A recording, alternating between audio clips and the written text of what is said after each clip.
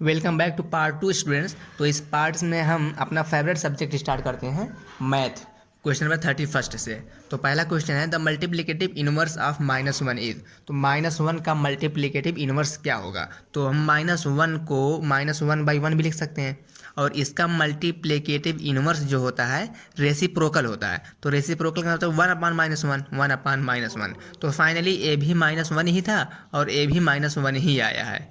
ठीक, तो multiplicative inverse of -1 जो होगा वो बी ऑप्शन में जो -1 दिया है वही होगा। या फिर आप ये कह सकते हैं जो मल्टीप्लिकेटिव इनवर्स होता है और जिस नंबर का होता है दोनों को आपस में जब मल्टीप्लाई करेंगे तो 1 आएगा। तो जैसे देखो -1 का पूछा है और हम कह रहे हैं कि इसका आंसर -1 है, तो हम इसी आंसर से -1 से जब मल्टीप्लाई करेंगे तो अगर 1 आ जाए तो हमारा ऑप्शन सही है। ठीक, तो 1 आ गया, माइनस इंटू माइनस प्लस हो जाएगा, 1 इंटू 1 हो जाएगा, यानी +1 आ जाए, यानी कि हमारा बी ऑप्शन जो है वो सही है। अब हम देखते हैं question number 32। Sum of the 3 consecutive integers is 69। तीन लगातार कंसेक्यूटिव मतलब 3 लगातार इंटीजर का सम जो है वो 69 है। तो द मिडिल वन इज, तो मिडिल बीच वाला क्या होगा। जब 3 है तो 3 में से एक बीच भी होगा, तो बीच वाला क्या होगा। तो कंसेक्यूटिव का मतलब होता है लगातार और ए है इंटीजर। तो मान लेते हैं कि पहला वो एक्स है, तो दूसरा जो होगा इसके बाद तुरंत होगा क्योंकि लगातार लेना है हमको। तो दूसरा वाला जो होगा वो होगा x+1 और तीसरा जो होगा इसके बाद वाला होगा तुरंत, यानी कि तीसरा होगा x+1 तो होगा ही, उसके बाद एक ऐड करना है जिस तरह x में हम एक ऐड किए थे। ठीक, तो एक एक ऐड करके हम कंसेक्यूटिव की तरह आगे बढ़ते चले जाएंगे। सेम इस तरह लगातार कह रहा है कि जैसे आप पहला नंबर 9 है तो 9 के बाद क्या आता है 10, तो 9 में एक ऐड किए तभी तो 10 आया। और इसके बाद क्या होगा 11, मतलब कि 9 10 11 ये 3 कंसेक्यूटिव इंटीजर हैं। तो सेम इसी तरह ये भी कंसेक्यूटिव इंटीजर्स हैं और तीनों का सम कह रहा है 69 होता है। उसके बाद कह रहा है कि द मिडिल वन इज, तो मिडिल वाला क्या होगा बीच वाला। तो एक पहला है तीसरा है, हमको बीच वाला पूछा है, मतलब कि यही हमको चाहिए। ठीक, तो यानी कि अगर हम x की वैल्यू निकाल लें उसमें 1 ऐड कर देंगे, बीच वाला पता चल जाएगा। तो और एक बात जो क्वेश्चन में कहा कि तीनों का सम 69 है, तो हम तीनों को ऐड कर देते हैं। तीनों को ऐड करें x x+1 x+2, 1 + 1 2 हो जाएगा ना। इनको ऐड करने पे आएगा 69।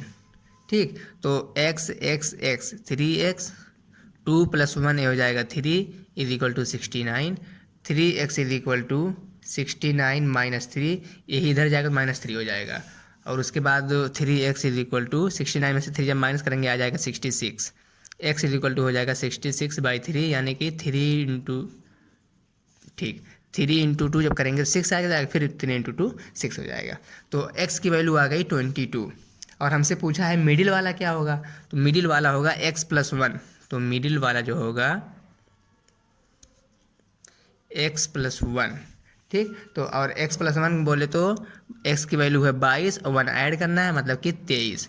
ठीक, अगर हम 23 को और ऊपर जो x की वैल्यू 22 आई थी उसके बाद x+1 23 है, उसके बाद x+1 + 1 यानी कि 24 है, इन तीनों को ऐड कर देंगे तो 69 आ जाएगा। हमसे बीच वाला पूछा है तो बीच वाला डी ऑप्शन हमारा सही हो जाएगा, 23 है बीच वाला। ठीक, अब हम देखते हैं क्वेश्चन नंबर 33।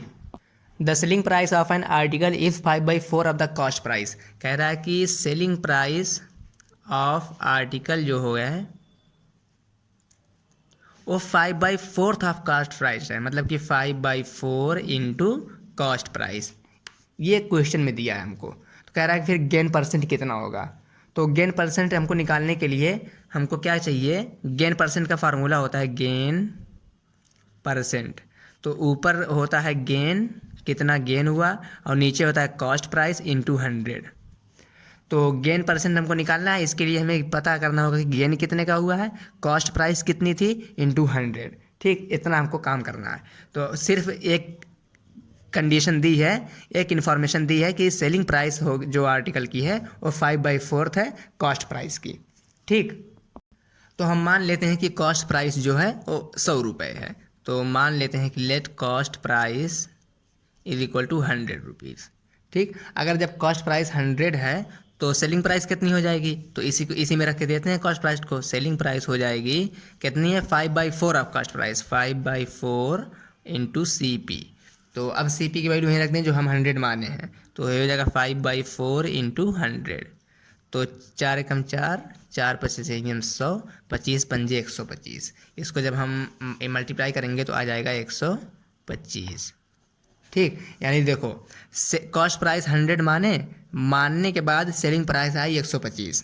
ठीक, हम इसको एक्स भी मान सकते थे, तो एक्स में वेरिएबल में थोड़ा दिक्कत होती है, ऐसे फील आएगा, थोड़ा सा समझ में आएगा अच्छे से। सेलिंग प्राइस है 125, कॉस्ट प्राइस है 100। ठीक, अब आप अपना दिमाग लगा सकते हैं कि खरीदे थे 100 रुपये का, बेचे हैं 125 रुपये का, मतलब कितने का फ़ायदा हुआ, 25 रुपये का। अब अगर दिमाग ना लगा पाएँ तो फार्मूला लगा ले कि जो गेन होता है या फिर प्रॉफिट कह लो, ये होता है selling price minus cost price. Selling price है 125 और कॉस्ट प्राइस 100 माने थे, तो जब इसको हम सब्ट्रैक्ट करेंगे तो आ जाएगा 25, यानी जो फ़ायदा हुआ है वो 25 रुपये का हुआ है। अब हमको निकालना था गेन परसेंट। अब गेन परसेंट में हमको फ़ायदा पता चल गया 25 रुपये का है, फ़ायदा है 25 रुपये का, और कॉस्ट प्राइस हम माने थे, नीचे देखो कॉस्ट प्राइस 100 माने हैं, ये हो जाएगा 100 और इंटू 100। या फार्मूले पे हम पुट कर रहे हैं, पूरा जो है फार्मूला ही है। ठीक, इंटू 100। अब 100 से 100 कैंसिल हो जाएगा, जो आंसर आएगा वो परसेंट में आएगा। 25 सिर्फ बचा है तो ये आंसर आ जाएगा 25%। तो जो इसका फ़ायदा हुआ है 25% का फ़ायदा हुआ है। ठीक, आई होप कि आपको ये क्वेश्चन अच्छे से समझ में आया होगा। अगर हम ऑप्शन में देखें तो ऑप्शन बी में लिखा हुआ है 25%। अब हम देखते हैं question number 34। Which one has larger volume of cube of side 7 centimetre और a cuboid of dimension 6 centimetre, 7 centimetre and 8 centimetre respectively. एक क्यूब दिया है जिसकी साइड 7 सेंटीमीटर है और एक क्यूबाइड दिया है जिसका लेंथ, ब्रेथ और हाइट 6, 7, 8 रेस्पेक्टिवली करके दिया है। इसमें पूछा है कि किसका वॉल्यूम ज़्यादा होगा। तो हम आपको फिगर बना के अच्छे से समझाते हैं। तो जो क्यूब है उसकी साइड 7 सेंटीमीटर है, और क्यूब की सभी साइड बराबर ही होती हैं, तभी सिर्फ 7 दे के क्यूबाइड की बात करने लगा। और क्यूबाइड में तीनों साइड अलग होती हैं, मतलब कि लेंथ, ब्रेथ, हाइट सभी अलग होती हैं, तभी सभी अलग अलग दिया है, 6, 7 और 8। यानी कि जो इसकी लेंथ है ये है 6 सेंटीमीटर और ब्रेथ है 7 सेंटीमीटर, हाइट है 8 सेंटीमीटर। अब इन दोनों का वॉल्यूम निकालना है, जो ज़्यादा होगा वही हम आंसर टिक कर देंगे। तो वॉल्यूम ऑफ क्यूब होता है साइड का क्यूब, जो भी साइड दी है उसका क्यूब कर दो, वॉल्यूम ऑफ क्यूब निकल आएगा। इसकी साइड 7 दी है, अब हम 7 का क्यूब कर देंगे, और 7 का क्यूब करने का मतलब होता है 7 को 3 बार मल्टीप्लाई करना।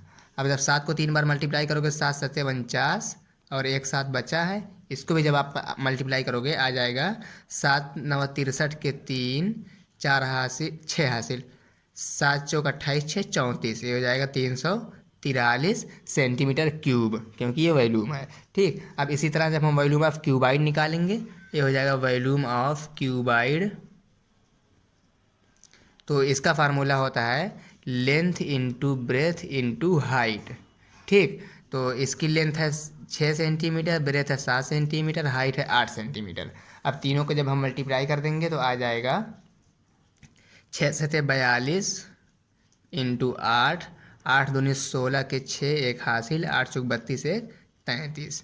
ठीक, ये आया 336 सेंटीमीटर क्यूब और ऊपर आया था 343 सेंटीमीटर क्यूब। और हमको पता करना है कि किसका वॉल्यूम ज़्यादा है, क्यूब का या फिर क्यूबाइड का। तो क्यूब का सबसे ज़्यादा है, कितना है 343, और क्यूबाइड का सिर्फ है 336 ही, तो ये कम हो गया।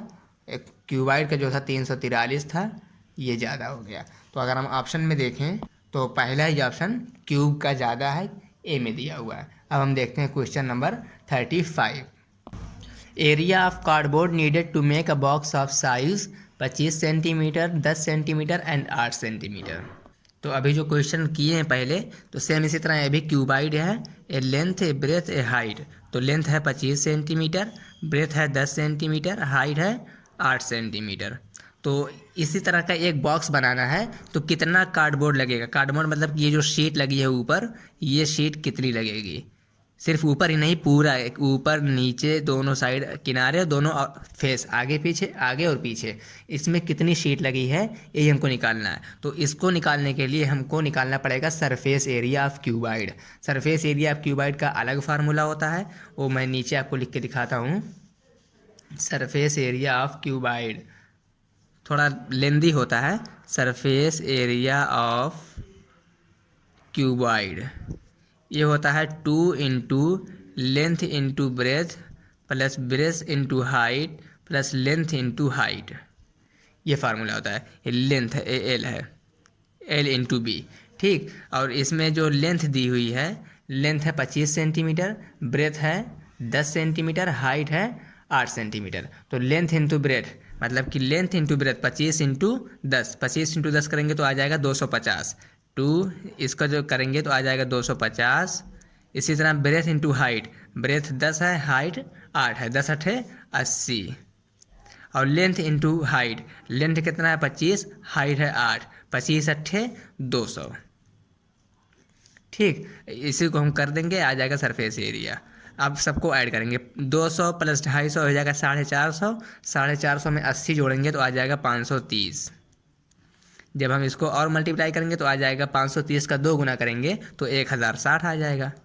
लेकिन ये है सरफेस एरिया, एरिया की यूनिट होती है सेंटीमीटर स्क्वायर। ठीक, अब अगर हम ऑप्शन में देखें तो 1060 पहला ये ऑप्शन है जिसमें 1060 सेंटीमीटर स्क्वायर कार्डबोर्ड की ज़रूरत पड़ेगी हमको इस तरीके का बॉक्स बनाने के लिए। ठीक, अब हम देखते हैं question number 36। Find the cube root of -8 into -343 into 64, minus नहीं है। देखो, क्यूब रूट निकालना है तो सबसे पहले माइनस इंटू माइनस क्या हो जाएगा, प्लस 8 इंटू 343 इंटू 64। पहले ही हम माइनस इंटू माइनस प्लस करके माइनस का बवाल ख़त्म कर दिए। अब देखो, क्यूब रूट निकालने के लिए हमको 3 का पेयर लेना पड़ता है और स्क्वायर रूट निकालने के लिए हमको 2 का पेयर लेना पड़ता है। तो हम 8 को लिख सकते हैं 2 इंटू 2 इंटू 2, 8 हुआ ना, 2 दूनी 4 दूनी 8। 8 को लिख सकते हैं 2 इंटू 2 इंटू 2 और 343 को लिख सकते हैं 7 इंटू 7 इंटू 7। अभी पहले क्वेश्चन में, पहले नहीं, तीसरे क्वेश्चन में 34th वाले क्वेश्चन में मैंने किया था 7 इंटू 7 इंटू 7, 343 आया था जो वॉल्यूम ऑफ क्यूब था, जो ज़्यादा भी था। ठीक, पहला ऑप्शन जिसमें सही हुआ था। तो 7 इंटू 7 इंटू 7 करेंगे तो आ जाएगा 343। इसको करने पे ये आया। और सेम इसी तरह आप 64 को जब करेंगे ये आ जाएगा 4 इंटू 4 इंटू 4, 4 चौके 16 चौके 64। अब देखो, हमको क्यूब रूट निकालना है। क्यूब रूट निकालने के लिए हमको 3 का पेयर बनाना पड़ता है। 3 का पेयर ए बना, 3 का पेयर ए बना और सेम नंबर रहना चाहिए। जैसे देखो, तीनों 7 है, तीनों 2 है, तीनों 4 है, एक पेयर ए। ठीक, अब एक पेयर को सिर्फ हम 1 लेंगे और यहाँ लगाएंगे इंटू 7, 3 बार है तो इसका सिर्फ 7 लिखेंगे और सेम इसी तरह एक पेयर को हम सिर्फ 4 लिखेंगे। जो ये हमारा आया है 2 इंटू 7 इंटू 4, यही हमारा क्यूब रूट है इस पूरे का। क्यूब रूट कितना हुआ, 7 दूनी 14 गुणे 4, यानी कि 14 चौके 14 दूनी 28 दूनी 56। तो इसका जो क्यूब रूट होगा ये होगा 56। तो अगर हम ऑप्शन में देखें तो डी ऑप्शन हमें दिख रहा है जिसमें 56 दिया हुआ है। ठीक, अब हम देखते हैं question number 37। Find compound interest on RS 12,500 after 3 years if interest is compounded annually the rate of 20% per annum. तो प्रिंसिपल अमाउंट दिया है 12,500, रेट दिया है 20% और टाइम दिया है 3 ईयर्स के लिए और कंपाउंडेड एनुअली है। ठीक, तो हमको कंपाउंड इंटरेस्ट निकालना है। कंपाउंड इंटरेस्ट होता है, सी से कंपाउंड, आई से इंटरेस्ट, ये होता है अमाउंट माइनस प्रिंसिपल अमाउंट। ठीक, तो हम पहले अमाउंट तो पता ही है, प्रिंसिपल अमाउंट हमको पता है 12,500, हम अमाउंट निकाल लेते हैं फिर माइनस कर देंगे, आंसर आ जाएगा। अमाउंट का फार्मूला होता है P इंटू 1 प्लस R/100 की पावर T। तो प्रिंसिपल अमाउंट है 12,500, 1 प्लस रेट है 20% और टाइम है 3 साल। ठीक, ये हो जाएगा 12,500, 1 प्लस, जब 20/500 को कैंसिल करेंगे तो 0 0 कैंसिल, 2/10, ये हो जाएगा 1/5 की पावर 3।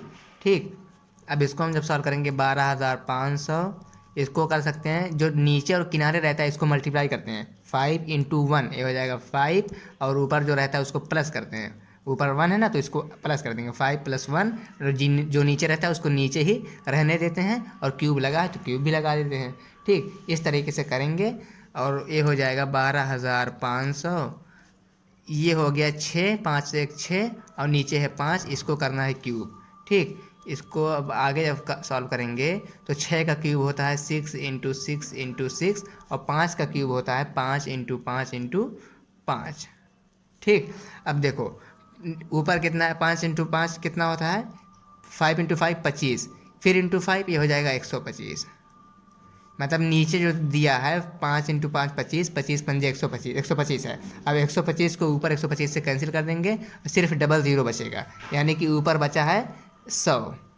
ठीक, और ऊपर बचा है 100, ऊपर नीचे 3 6 भी है, तो जब 3 6 को मल्टीप्लाई करेंगे 6 इंटू 6 इंटू 6, 36 गुणे 6, और 100 बचा ही था। इसको जब हम सॉल्व करेंगे तो 36 के 6 3 हासिल, 6 3 18 3 21 इंटू 100, 216 इंटू 100 जब करेंगे आ जाएगा 216, फिर डबल ज़ीरो, ये जो आया है अमाउंट आया है। ठीक, और हमको चाहिए कंपाउंड इंटरेस्ट। कंपाउंड इंटरेस्ट होता है amount minus principal amount. Amount आया है 21,600, और प्रिंसिपल अमाउंट था 12,500, जो क्वेश्चन में हमको दिया था। दिखा दूँ ऊपर, देखो प्रिंसिपल अमाउंट 12,500, आप क्वेश्चन में देख सकते हो प्रिंसिपल अमाउंट 12,500, इसी को हम माइनस कर रहे हैं। तो डबल ज़ीरो हो जाएगा डबल ज़ीरो, और 6 में से 5 गए 1, 21 में से 12 गए 9, यानी कि जो कंपाउंड इंटरेस्ट आया है वो आया है 9,100 रुपये। यहाँ RS लगा दो। तो अगर हम ऑप्शन में देखें तो ऑप्शन बी